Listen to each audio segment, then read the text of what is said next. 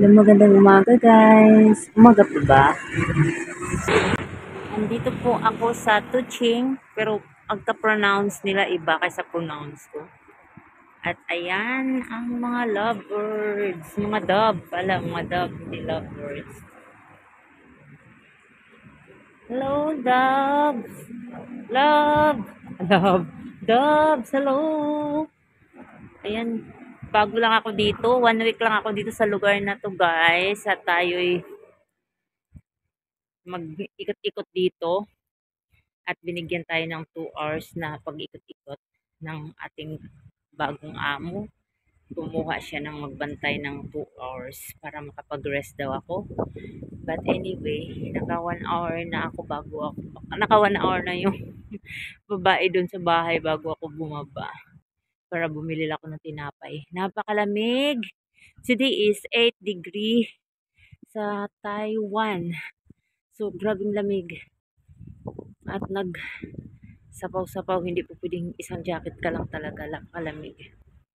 Suot ka talaga ng dubli-dubli.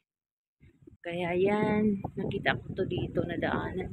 So, puntahan natin, ano ba to? Park, what is this? Siya. Tuching. Para sa pag-pronounce ko ha, pero sa pag-pronounce nila ay iba. Hindi ko alam. But anyway, new Taipei pa din ito. Inshallah, tatagal ako dito ng ilang months. Sa Banqiao, 3 months lang ako dito. I don't know. Kasi ang aking alaga ay not in good condition na talaga din siya. Pero mabait siya. Kaso lang puyat this ako. Kasi matake ang aking insomnia. Ano siya? Dito pwede mag-jogging.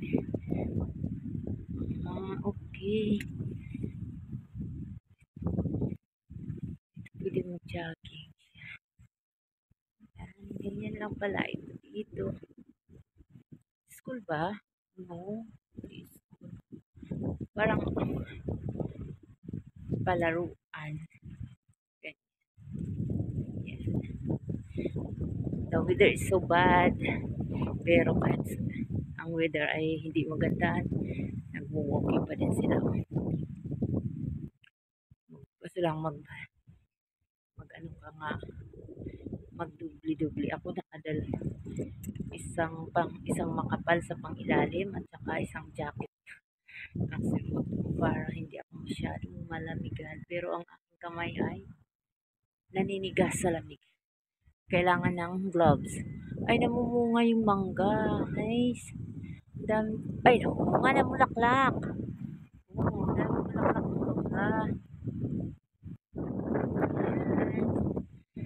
Guys, yan lang pala ito dito. Nasinilip ko lang. Yan.